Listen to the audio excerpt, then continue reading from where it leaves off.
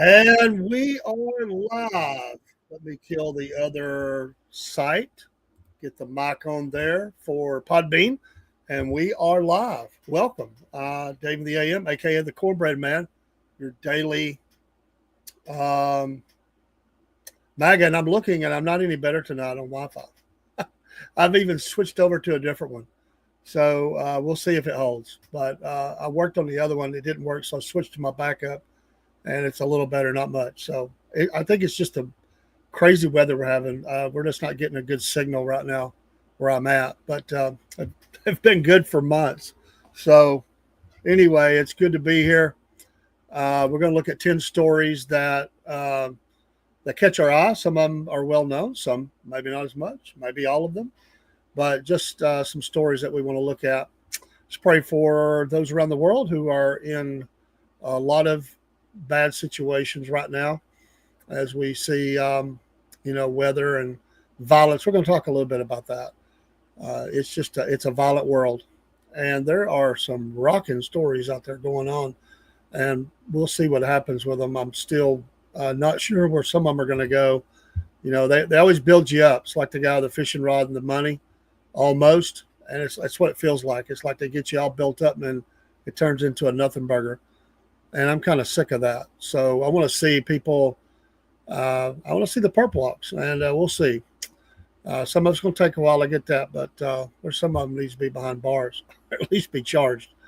It's a hot day again, and we're trying to work through the weather. We have weather. Weather's hot. Weather's cold. That's climate change. Cold, hot, cool, very cold, very hot.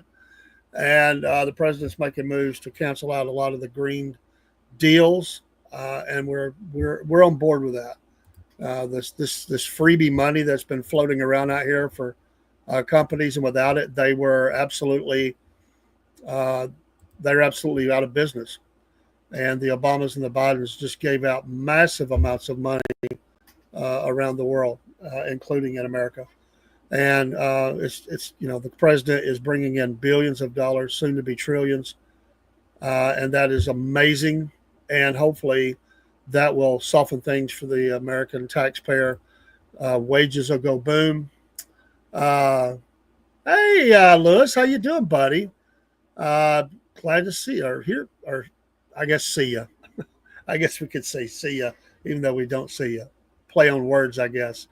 But hey, it's good to be here, and I'm going to go through these stories, and then we'll chat at the end. Hello, Dean. Appreciate the picture. That looks great. I'm glad you and Mom happy with that. Lewis, you found a job yet? I'm just curious. We'll make sure you're good, man. Like, do we need to put out the call? What was that guy? The movie Dave. He got jobs for people. Everybody goes to work on Friday, or Monday or whatever it was. I don't remember now. They got him to play the president. That was pretty pretty cool. Yeah, not yet. Still looking. I get it. It's tough in some cases. Some people think everybody out there is hiring. Not true. There are some people that are not. In fact, in some cases, hundreds have been let go on some jobs. I'm thankful to have a job. I was talking to a guy today. He's new hire, dealing with new hires at our plant.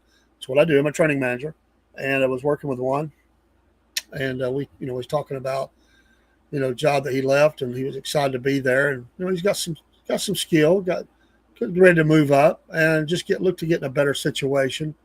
So yeah, Dean, we'll have to show that picture you sent me on the racing show, and okay, get back in Uber. Got you, man. They got you in now. They just pull you back in. Uber. So Uber Eats, or is it Uber delivery of humans? You were Uber Eats, right? Have you done which one? Have you done DoorDash? Like, is Uber Eats, DoorDash, are they about the same, or is one better than the other? Or, what do you think about that? I helped my son do some DoorDash. Yeah, Uber Eats. I helped my son do some DoorDash once. I used to ride with him. It was a chance for me and him to spend time together. And Lord knows I'm glad I took advantage of that, since he's going to be away for a while. Hello, Killer Carl. How are you doing, my friend? Blessings unto you and your family and your podcast and all the people associated with it. I just get ready to talk some stories, man. You heard DoorDash hourly, Lewis. Okay. Yeah, man, you're probably going live tonight in a bit. Thanks for stopping by, Carl. You're amazing, and we appreciate your friendship very, very much. Folks, give Killer Carl show on Rumble. That's why I told you to go to Rumble. All the best podcasters on Rumble, and there may be some out there. We'll be fair that they better get to Rumble. We were talking to some guys today about our podcast, and they were talking about cancellations and stuff that happened. Everybody hears about it.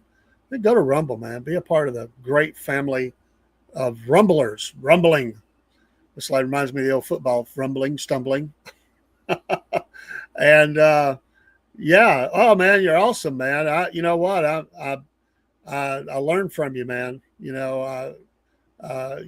got so many different things going on, and that's cool. And a band of brothers with you, and I like that. Just slaying it on the Rumble side, like he made the statement. I would have said it before he said it. I think he is the fastest growing show on Rumble, and that's not. I don't say it's easy to do, but he's got such a great show. They just flock in there, man. That is killer, and you've done that in really a very short amount of time. And he doesn't. He's not. What's the words I'm looking for? He's not compromised himself. I mean, that's. Some people for success, they compromise. That's what we have in Washington. A lot of people that compromise to get success. And hey, broski, I was pretty good, man. Actually, very busy though. Very busy. I was so ready to get home and podcast, and I've got so much going on. But that's good. I like it. It's a good kind of busy, man. It's a good kind of busy things going on with the podcast and trying to build some things up, get some things done. And there's never enough hours in the day. Yeah, man. And, that's what I say, man. You are speaking the truth, and the truth shall set you free if they'll listen. And what I like about Carl's show is, he's okay for the debate. Some host, if you don't play in their sandbox, they just, they'll shut you down, kick you out. I mean, at some point, you have to do it sometimes. I mean, just to rescue a show or something like that. If things get, because at the end of the day, it's on you. But he gives a wide range on that, and he lets those that have opinions speak those opinions. And I like that he has that stance. And if they don't agree, they don't agree, and that's fine. And he likes that, and that's where we get a great exchange of ideas. And I listen to all those, and I evaluate, and see what how I think about it. Sometimes it challenges me to think, where I'm at on something. And I do believe that there's been things that come out in your show that, maybe reevaluate a couple things, because it was just presented in a great way, in a truth way. And you're right, broski. If they do, and it's not easy to do. Sometimes it can seem aggressive, because us dudes, man, when we disagree with one another, it can get hot, but dudes can do that, man. We can disagree and it get hot. Hey, I ain't gonna say you ain't never shut a show down. I mean, heck, we all have our line to cross. I'm not gonna say it's never happened at the Southern. I mean, I think there's probably been once it did. I think, I don't know. There's two of us here, so I'm not sure. You're absolutely right, sir. The founding fathers not always agree, but they came up with a perfect document through debate. And yeah, that was a knockdown, drag out fight. I mean, I'm guaranteed at certain points there were people saying, "I quit. I'm going home. You people are idiots, and we'll never get this done." And you know what? We got something to be proud of, and the rest of the world can stick it. That may not be good, proper Christian verbiage, but you know what? That's what I feel about it. They can stick it. I get tired of them cracking on America and about our values and everything. Yeah, look at what's happening in your countries around there. Look at what happened in every country around the world. Well, and some of that's happened here. Well, we got to close it down and kick it out. But we do have that bedrock document, and that can never be changed. People like Obama, and there's many others like him, they believe in this idea of a living constitution, which it changes with the times. Of course, you want to change it in your own image and what you think it ought to be, so you can destroy it. No, it's a bedrock document. And yes, we've made some amendments and stuff, but that requires a lot of togetherness to do something like that. So that's we got to stand on that. Just like as a Christian, we stand on the Word of God, standing on the promises. We sing that in church, and we stand on the strength of that document. And we cannot let these jackleg, leftist, communist, da da da da da da da people rip it up. And that's just it's like I live near a national battlefield. It's a great place, and there are people get mad because they can't do what they want there. Well, it's protected, and no, it's supposed to be a place of contemplation, research. It's a place where a lot of people died. So there's parts of it that are, very, very important. And, and you just don't let, everybody do whatever they want. Well, people say they ought to just knock it all down and build apartments or houses and stuff. And that's the stupid mentality of people. And no, you got to protect those things. And that's what the Constitution does. It protects us from ourselves, really. Honestly, it protects us from ourselves. And it really is. You know what? I don't want to stretch out too far here and people disagree, but that's okay. There had to be divine intervention in it. And as you go back and you look at, you're right, broski, as you go back and you look at how divided they were, it does seem in prayer and different things that they were doing. And some of them are not even believers. I mean, hey, it's pretty bad when the non-believers are saying we need to pray. That's how bad it was. The fact that they got there has to have a hand of divine help in there some way to soften hearts, to not to compromise, but to come together for the best and realize what we need to go for. And here we are, all these hundreds of years later, and it still speaks to our times. And that's what these people that want to change it, they say, oh, it doesn't represent our times. Oh, yes, it does. It absolutely. That document will be good 100,000 years from now, if there's still Earth here or whatever. It will speak to that time frame too, because it protects freedom. And this constitutional republic, which most Americans are ignorant of, they don't understand those things. And democracy. The left is always talking about democracy. The majority rules and da da da da da. How does some of these people? I mean, I really think that some of these people that gets elected, truly, and it's on both sides, but there's a lot on the left, they could not pass a basic civics test. Basic, like elementary school level civics test. And I wonder what some of them's IQ is. Some of them's IQ is, it can't be, they would probably be diagnosed if you could ever have them tested, because they're bat crap crazy. And they're just not smart, and they say things and they don't even know what they've said. They're absolutely nutso. And yes, we need to open back up the mental institutions, because there's a few in office right now that probably needs to be checked in, like a Hotel California, and not be able to check out. They're crazy. And these people are making major decisions for us every day on how we live our life. And yes, corruption does rule, unfortunately. And as I say, follow the money, follow the power, and you'll find those that are, they're neck deep in it. And so, absolutely. Well, let's talk about some news.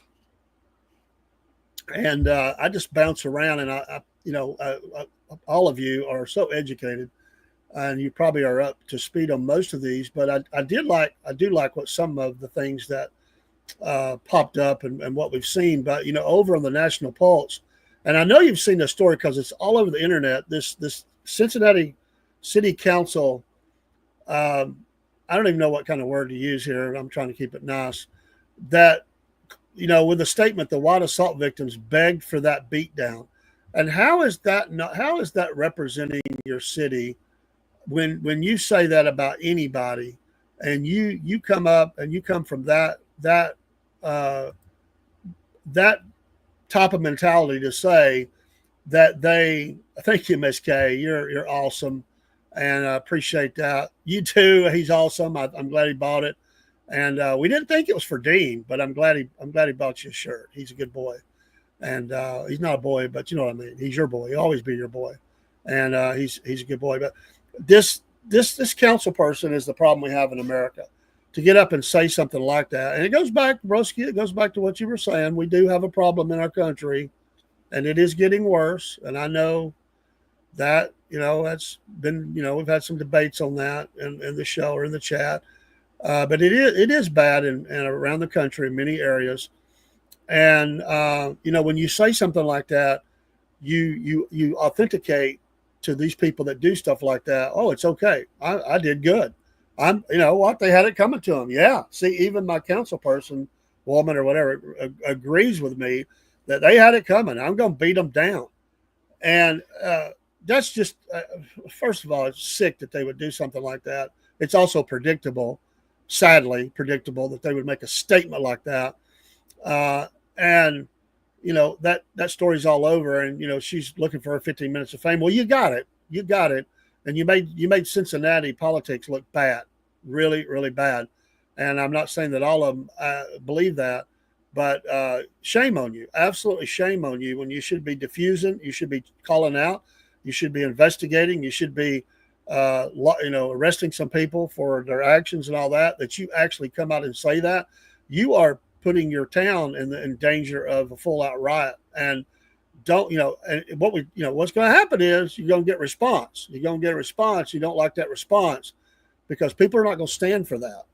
And around the world and around the country, people are starting to fight back in ways, and this thing can get out of hand. It's like it's like the great actor said on the in the movie, on the aircraft carrier. This thing will get out of hand and in a hurry out there, something like that.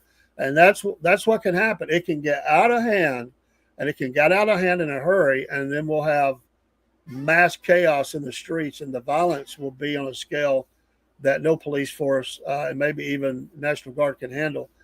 And calling that like that. And I know there's people that are still ticked off about the case, that the Brianna story and all. I get that.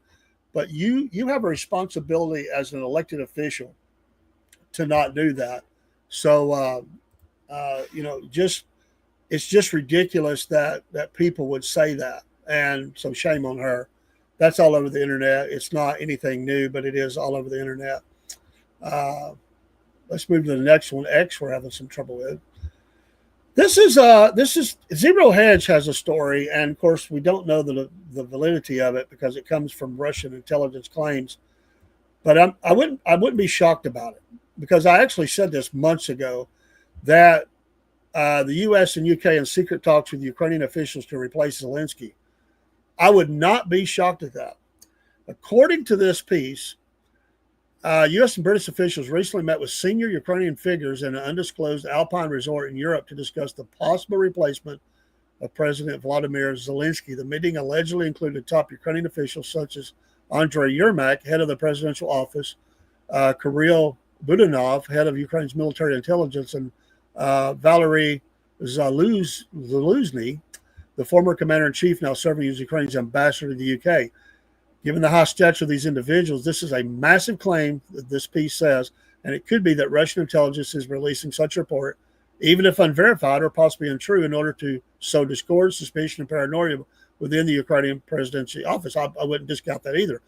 But some recent independent reports in the West have also pointed to a key former top general being groomed as a potential successor. We won't go through the whole article, but I said this a long time ago. Zelensky will never have peace with this guy in office. They will never. Putin is never going to agree to any kind of deal with that guy in place. It's never going to happen. It's going to be part of it. This guy's got to be removed. He's shut down elections. He's de facto a dictator now.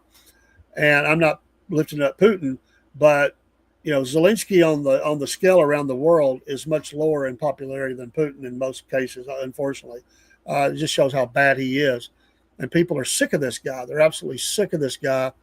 And his own country has got to be. And Russia, there's a lot of patriotism for Putin. I mean, absolutely there's patriotism. I doubt you'd find much for Zelensky in his own country anymore. The early days of this hero, I don't need a ride or a lift. I need ammunition and all that. Them days is long, long gone. Zelensky is, he's just that little, elbows out kind of guy that everybody just, he walks in a room and you're like, God, I can't stand that guy. This is bad to say. I was at a concert years ago in Atlanta, and me and a friend of mine went to see this is the Eagles. It was the, Freeze's Over tour, after they'd come back after making that statement. It was a great show. We had really good seats, but there was this guy down there, and Dave was being bad. I admit it, but there was this guy. He looked like, I don't know, I called him Birdman. He had like these humongous, the guy has great seats, but he's got like these binoculars that are like obnoxious, like somebody would have, looking for birds out in the wilderness or something at great distances or something. And you was sad to see the guy. And I was talking to my buddy about it. I pointed it out to him, the guy, and my buddy said, "Oh, I can't stand people like that." I don't know what it was about this guy. He just looked like that. And there was a guy in front of us. I didn't know it. He was an off-duty police officer. He said, Hey, who y'all talking about? We said, that guy down there. And he turns and looks, I swear. He looked and he goes, "Oh, I can't stand guys like that."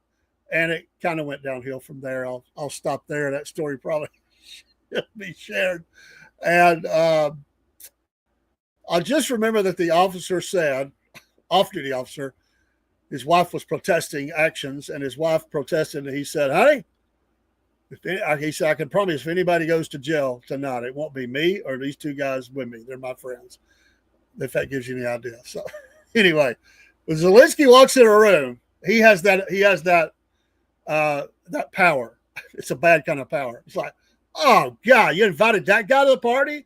Why'd you have to bring him? It's like when you bring the guy that nobody likes, but you're friends with him, and you find out you're going to a party, and you're like, it's supposed to be a secret, but you let it slip, and you're like, "Hey, I want to go. Can I go? I want to meet the guys. Can I go? Can I go? Can I go?" And well, maybe it'll be all right. You just, behave yourself. I did that once. I said, "Hey, he's with me," and the guy was like, "Okay, I don't know." He told the guy, I had it happen. The guy said, "Hey, the only reason you're here is because Dave. Dave did, if it wasn't for Dave, you wouldn't be in my house." And I was like, "Oh God, this is going downhill." And that's Zelensky when he walks in a room. Everybody's going, "God, I can't stand that guy, man. Why'd you have to bring him around? This guy's a loser." But I would not doubt that either side of that story. Russian intelligence is always Russian propaganda. But I do believe that they realize they've got to remove this guy. He's trouble. He's been trouble. And it's nothing. There's nothing they can do with that guy but have more trouble. And I would suspect. How about this story? Now, I don't know if this is 1819 News in Alabama. And I don't know if you've ever followed Bruce Pearl's career as a basketball coach. He was at University of Tennessee, got in some trouble up there and had to leave. And he's been at Auburn University for a while. He's done very well with them. Well, if you don't know this, Bruce Pearl is Jewish. And I give him credit. He tries to educate his players, and he takes players on trips to Israel. He just tries to educate them about all the history of the area and what's going on and all that. And I've listened to the guy speak on this several times. I'm not a Bruce Pearl basketball coach fan, but I do respect him that he's trying to take young men who've never been more than probably 50 miles from their home and take them across the world. He has to convince all these parents it's a good idea. And he's made many of these trips. And they always come out, I get there's people out there that hate Israel, but listen, it's a very old historic area. And, he wants them to see all that, the Christian part, the Jewish part, understand what they, what the living conditions are like and what the terrorism and all that stuff. And they've had rockets come in while they've been there before. So it kind of wakes these young men up who just play basketball. It wakes them up to the bigger world. And I think that's important. So anyway, what he says on this, what he says in this piece is, he's very outspoken. Bruce Pearl, but he says you gave billions to Iran and Hamas, and he accuses Obama of creating the mess in Gaza. Auburn basketball coach Bruce Pearl. You can get this at 1819 News. That's a good conservative Alabama news internet news source. And I subscribe to them. But anyway, Bruce Pearl recently took former President Barack Obama to task for calling on Israel to stop its military operations in Gaza amid its ongoing war with Hamas. In post on X, Obama urged for immediate action to be taken to prevent Gazans from starving as the war rages on, leaking the New York Times articles highlighting the lack of available food and water in Gaza. Quote, while a lasting resolution to the crisis in Gaza must involve a return of all hostages and cessation of Israel's military operations, these articles underscore the immediate need for action to be taken to prevent the travesty of innocent people dying of preventable starvation, Obama wrote on Sunday. He added, aid must be permitted to reach people in Gaza. There is no justification for keeping food and water away from civilian families. I wish he would come to bat like that for people here in America. That's a whole other story. Pearl, who has been outspoken in support of Israel as a Jewish American, responded to the former president by pointing out that he had created this mess and questioned why he wasn't calling on Hamas to release hostages and end the war. He says, you gave billions to Iran and Hamas creating this mess, and not one word from you calling for them to release the hostages, surrender, and end the war. Tell Hamas to, number one, quit stealing and reselling aid. Number two, stop attacking GHF workers who are feeding Gazans. Number three, leave and end suffering, the coach wrote. So, you know, in this case, and I'm not usually a person that likes for the athletes to get too involved in some of these things because they kind of show their ignorance. He is, you know, and I realize he's looking at from his side as a Jewish American, but he's not ignorant to the, you know, things that are going on. He recognizes that. And a whole nother story, there's sources out there that believe that the hardliners in Israel are pushing Netanyahu to take the whole land back over, all of Gaza. And, you know, President has said his number one goal is feeding those people there.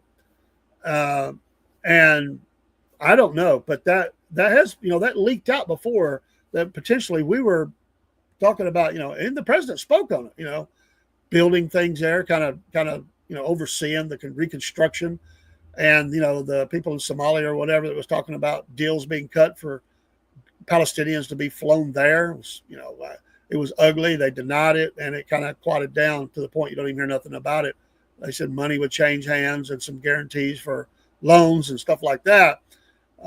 It's an ugly situation, no matter what side you're on. That's the truth. I think everybody can see that. And yes, Hamas steals and Hamas kills and they hold hostage, and you can't, whoever is going to be there, whether it's Israel, whether it's some Palestinian, you know, entity, or if it's international or whatever, Hamas cannot be a part of it. They're sworn enemies of Israel. They have sworn to destroy them, and they've not been destroyed themselves. But they, you know, they're a terror agent, and that's all they ever will be. They're not peace. And you can say, if you want to say about Israel and what they're doing, fine, but don't throw Hamas up at me as like there's some kind of country club. These people are evil. And anyway, the story is interesting to me because Bruce Pearl is actually, and this is, I think, amazing because typically Jewish people vote very liberal. And the fact that you have this shift that's going on of a lot of Jewish Americans and who are starting to turn and vote a little more, you know, center of the road, maybe even on the right side of that, because they're frustrated about what they see out of their leaders. And this has never really been questioned before. They've always just kind of towed the line. But there are some conservative Jewish people, I know them, but most of them vote very liberally and have always given great, you know, big amounts of money into, yes, a lot of politicians' pockets to keep things flowing their way. Yes, that's true. But a lot of that was liberal. And even though the relationship between Democrats and Israel is not great, they like that money, and they got their pockets being filled as well. So we will see. But Bruce Pearl stepping out and letting his voice be heard. So you go. From the Gateway Pundit, an article, Trump calls for investigating Nancy Pelosi's insider stock trading. Yay! I love that. Pelosi became rich by having inside information. She ought to be investigated. This is from Jordan Conradson and was released today, this afternoon. President Trump took questions from reporters during a congressional bill signing ceremony today, and he responded to new legislation that would bar members of Congress from trading stocks. The president signed a bill to reform VA home loans. This comes after Senator Josh Hawley, Republican Missouri, introduced his Preventing Elective leaders from owning securities and investments, Pelosi Act, aptly named after the multi-millionaire inside trader and former House Speaker. When asked if he supports the bill, which will ban members of Congress, the president and the vice president from owning and trading stocks, Trump said, "I like it conceptually," before tearing into Pelosi and her husband, Paul Pelosi. Quote, "She made a fortune with her husband, and I think that's disgraceful," the president said before calling for an investigation. And what I do think is Nancy Pelosi should be investigated because she has the highest return of anybody practically in the history of Wall Street, save a few, he said. And how did that happen? It happened by she knows exactly what's going to happen. What's going to be announced. She buys stock, and then the stock goes up after the announcement. You can go on and read the rest of that story at the Gateway Pundit if you would like. Calling it out, boy, the war of words continues. I'm glad. I love it. You know what? There's no way that you can be that lucky, or whatever you want to call it. No way. She absolutely always comes out ahead. Always. That's not the way that works. So the president, this last few days, he has really thrown the daggers out. I'm telling you, more than ever. Hey, don't forget, we're Patriot Mobile. Patriot Mobile, make the switch today. Promo code Cornbread, and you'll be supporting America First company who is a faithful company who uses not foreign companies to do their customer service. They do it right here in the good state of Texas. I've used them. I've used that customer service. Rob has used it. He's concurred. These are great people, and they do awesome things. Appreciate their their stance. I have been nothing but pleased, and you'll get a great deal too. And they use 3 major carriers. You can switch between the 3 too, depending on where you're at and what you need. So there's some programs in there that you can also make some credits and money to pay on your bill, or to get a new phone. And they're announcing stuff continually. So this is a company that is in it for the long haul. And they've been doing it for 13 years, and love those folks, and they're awesome, and we are proud to be a part of Patriot Mobile. And don't forget the SFP coffees and at our Shopify store, and love the coffee. Ben Rob has been very well pleased with the coffee, and we love coffee. You know what? We used to love coffee, and we wanted our name on some coffee, and we finally got it. It's been a big dream.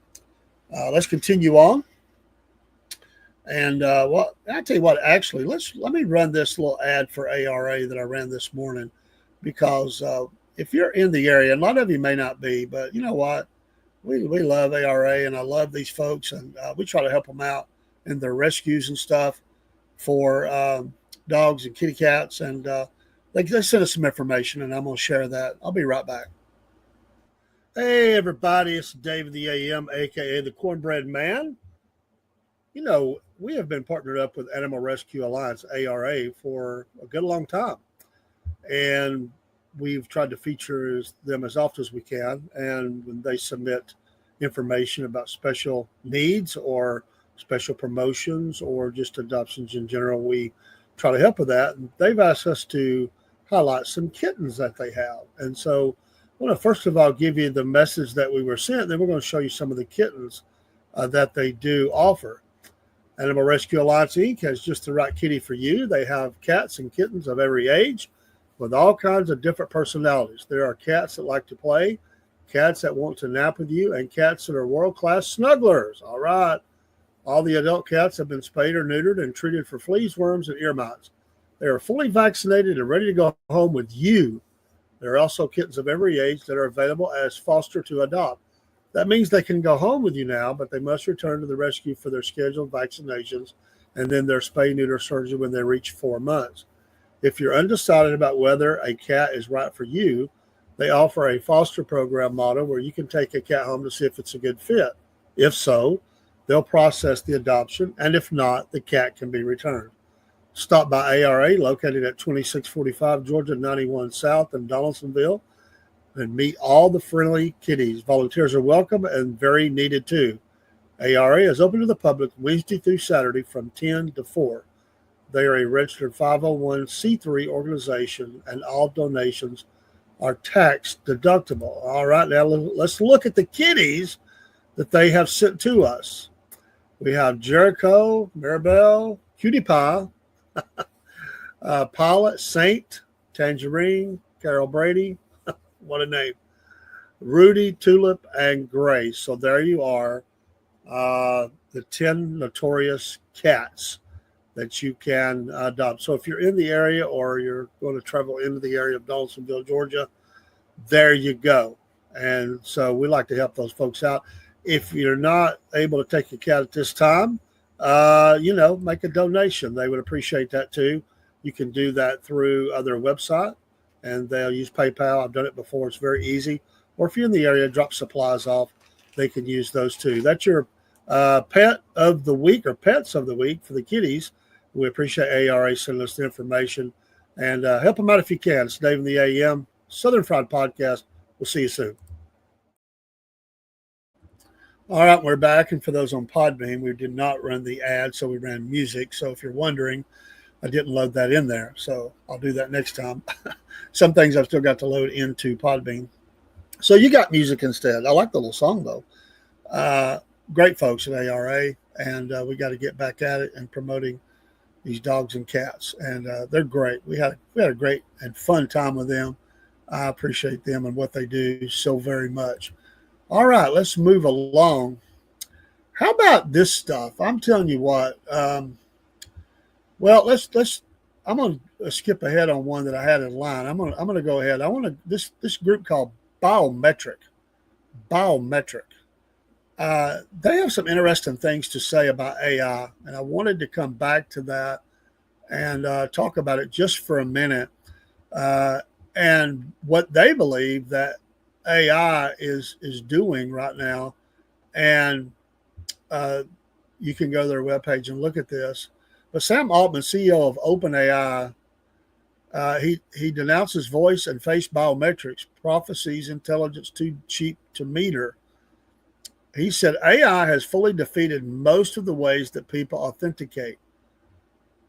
Having found a few sympathetic ears, just few sympathetic ears among privacy regulators with his World ID project, Sam Altman, CEO of OpenAI, has turned his attention to bankers, cranking up the rhetoric to plant the seed for his proof of personhood, POP, pitch. In a fireside chat during a banking regulatory conference hosted by the U.S. Federal Reserve, look at this, Matt. Look at this action right here now. Altman sets out to quickly explain how AI is improving and being adopted by scientists, computer programmers, and other humans who are apparently not yet living life to its full potential. Paraphrasing an idiom about nuclear power, Altman promises, quote, intelligence too cheap to meter, end quote, as his AI project scales and scales. He said the speed at which AI progresses will continue is still unappreciated. He ponders whether the AI he has wrought is a more impressive technological leap than the internet. He notes that it will take a little while to develop an effective full humanoid robot slave.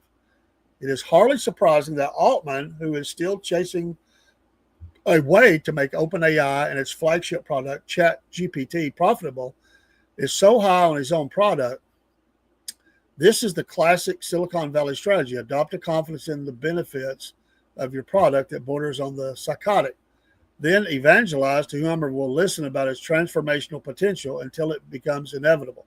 Much of Meta's Mark Zuckerberg sold the idea that Facebook could make people more connected. Sam Altman is selling the idea that AI can make you more human. God help us. At the same time, but at a different booth, he is selling the idea that AI will make it impossible to know who is human and who is not, and is picking up the narrative of an imminent AI-driven fraud crisis so vast as to be existential. A thing that terrifies me, he said, is apparently there are some financial institutions that will accept the voice print as authentication.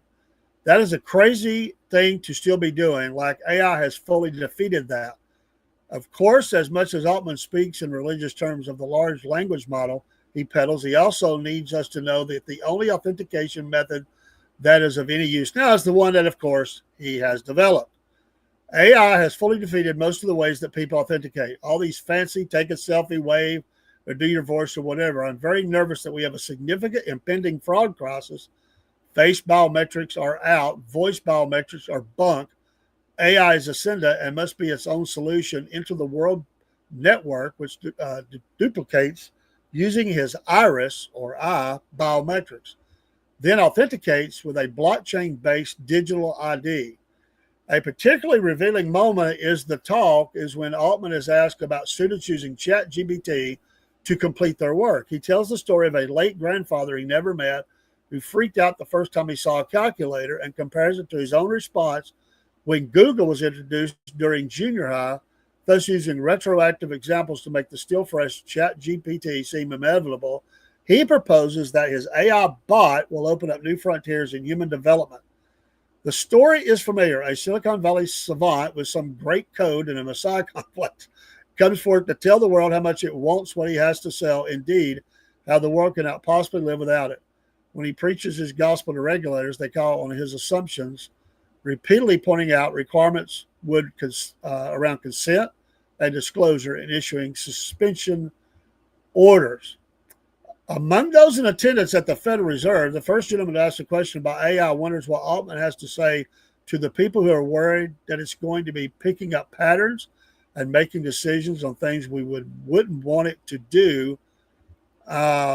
Altman, who is a partner in startup accelerator Y Combinator, founded OpenAI with Elon Musk, and Peter Thiel has been named one of the 100 most influential people in the world by Time Magazine, and has just spent 30 minutes telling the room of all the wonderful things AI can do and how it will change their lives.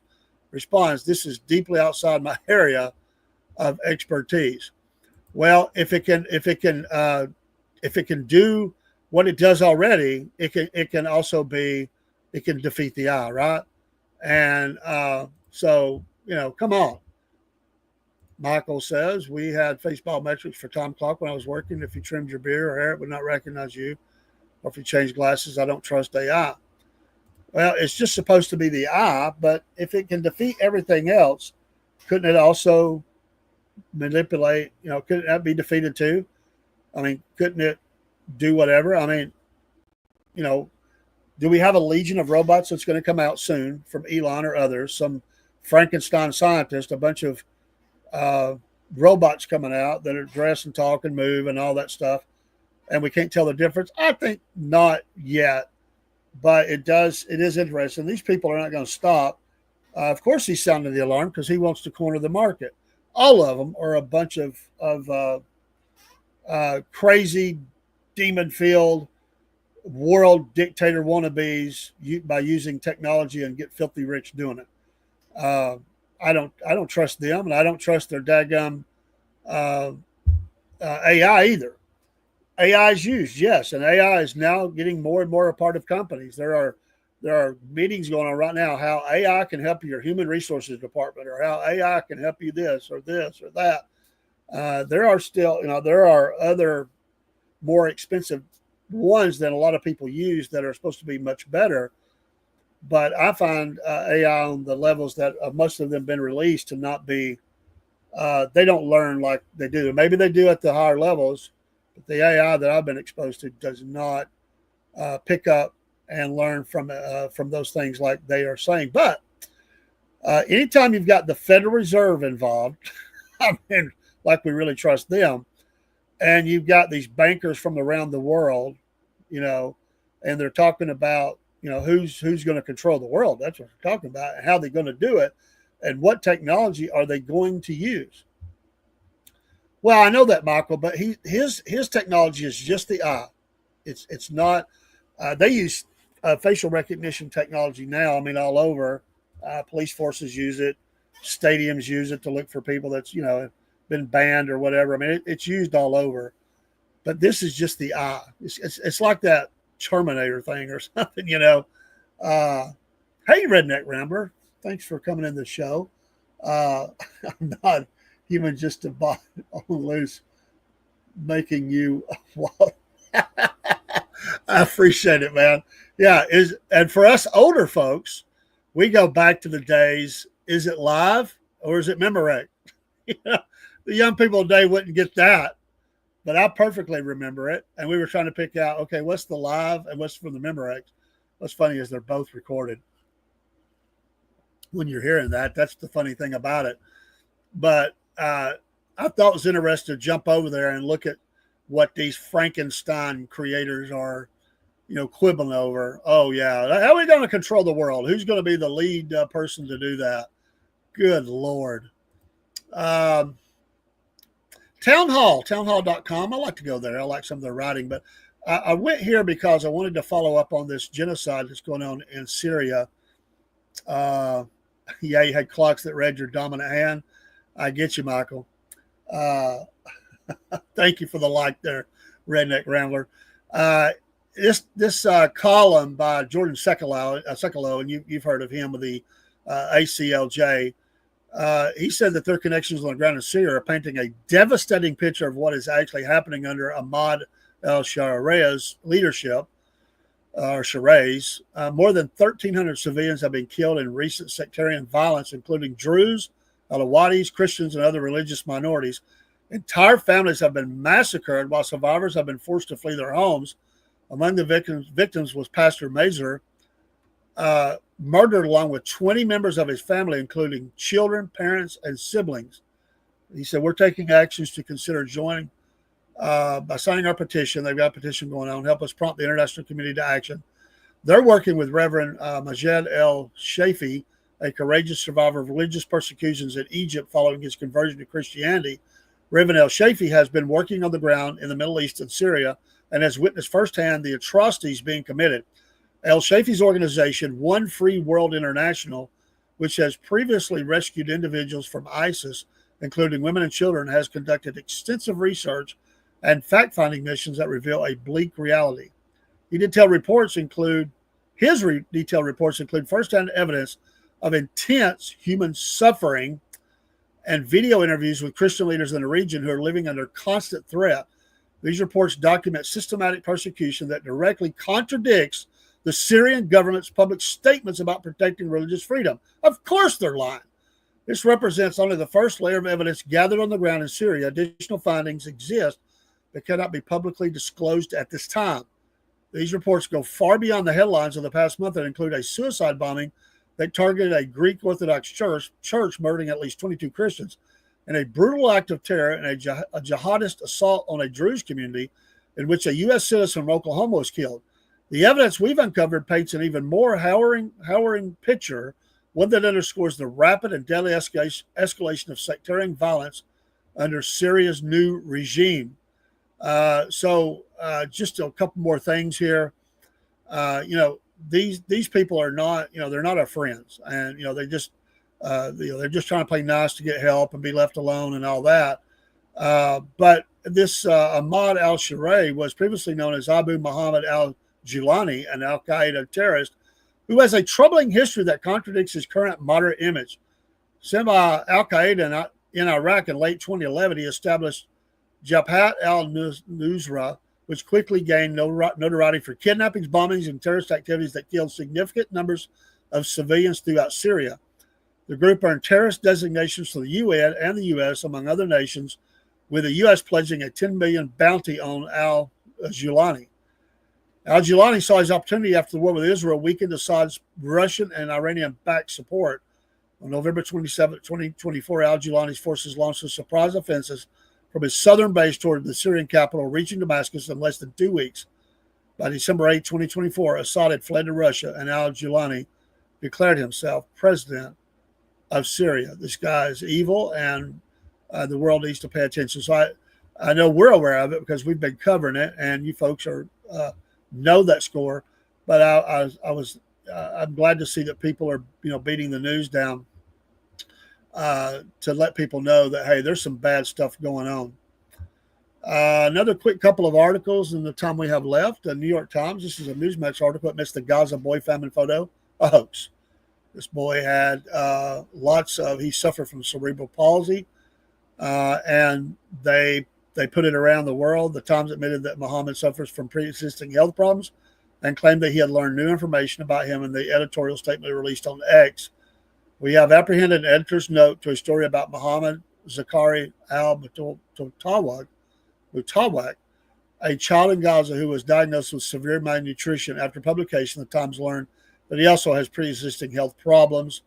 Of course, they ran that story without fully vetting it. We don't trust you, New York Times, and I'm glad that you're getting smoked over that story because you know what? It's not the first time, and it probably won't be the last. Over on Breitbart, Scott Bessent spoke to Breitbart News, and he broke down how official inflation numbers understate the economic pain felt by working class Americans, pointing to steep price hikes in essentials like rent, used cars, and insurance under Biden, and laying out how the Trump administration plans to reverse the damage. Bessent called Donald Trump the most transformative political figure of the century and said in a policy event with Breitbart News that Trump's first term delivered real wage gains for working Americans. The reason he won is because the bottom 50% of working class Americans got crushed. Bessent remarked, if you go by the standard inflation numbers, PCE, CPI, during the Biden years, inflation was about 18 to 21%. Reported wages were about 3% below that. But that isn't the real story, Bessent explained, because working class Americans have a different basket of goods and services than everyone in this room. They're dependent on used cars, insurance, rent. They don't have assets, so they probably experienced inflation between 32 and 35%, which with wage growth at only 16%, they had a gigantic loss of purchasing power. Hey, later, Michael. Sorry you're feeling bad, buddy. Get feeling better. Bessent outlined the administration's plan to fix the affordability crisis, highlighting two goals. Number one, bring down inflation, which has already shown signs of improvement. In May, we had the best inflation numbers in 4 years, he noted. Number two, raising real wages. Just like during Trump's first term, hourly workers did better than supervisory workers. He stated the bottom 50% of household net worth went up more than the top 10%. It was great for working Americans, and we certainly need those things to happen. And it has been a struggle, and I think that everybody can understand that. So, very, very, just a lot of news from across the spectrum. Appreciate you being here. We're going to finish up. That'll be all the news I'm going to dive into. Thank you for coming in and giving a chat. There is so much going on because we didn't talk about the tsunami, the volcano, that Russia. There's all this that's going on. This is all over the news.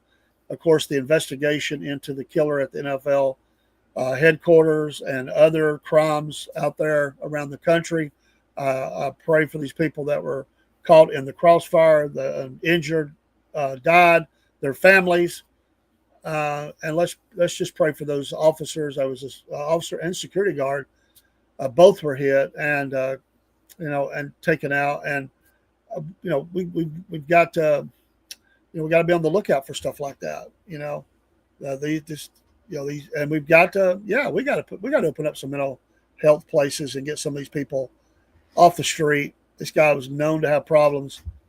They're walking among us, folks, and a lot of them, not all of them, a lot of them. This is not a shot at people with mental problems, but severe mental illness and mixed with drugs that are mind-altering, and they hear voices and all kinds of things.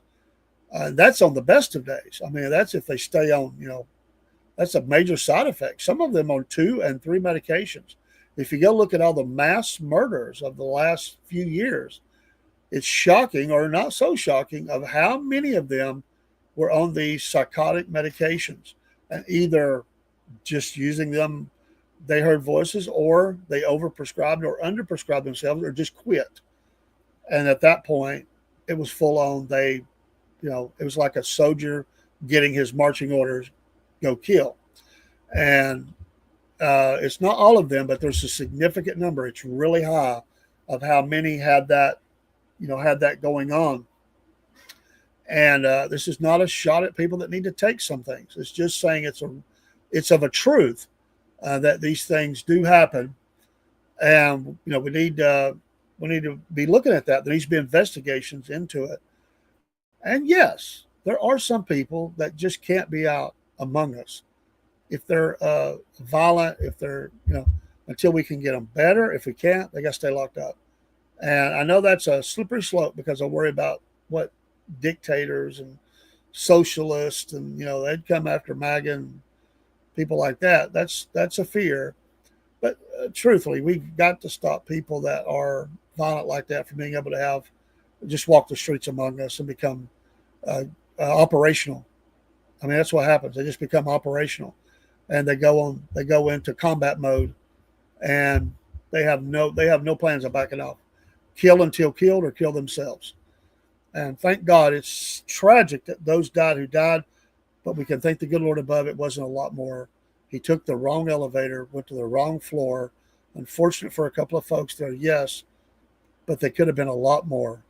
So, and he's just crazy. The left will try to make this guy look like a sympathy for him, sympathetic character. Don't buy it. Don't buy it. They did the same thing in Nashville. They do the same thing all over the place. It's not our fault. These people are evil. They got something bad going on, and they're doing evil acts, and we can't have it. And that's without AI. We talk about AI. That's without AI. That's just crazy eye. And a lot of them have crazy eyes. Well, all right. That's the Cornbread Man, Dave in the AM, a.k.a. the Cornbread, the MAGA Report. We'll be back on at 8 for Hunt Day Views. We're supposed to have some guests, I hope, and also our Southern Fried Vent in the 9 o'clock hour. Tune in if you can.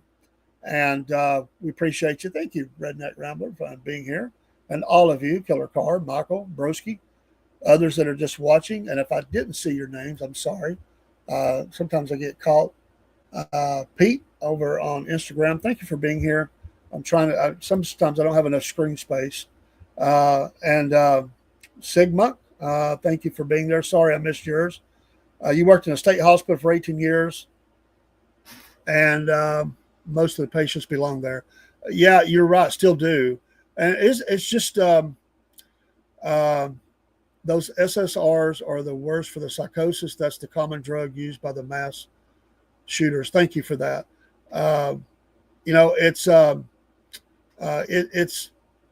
It just is what it is. I mean, there's just some people.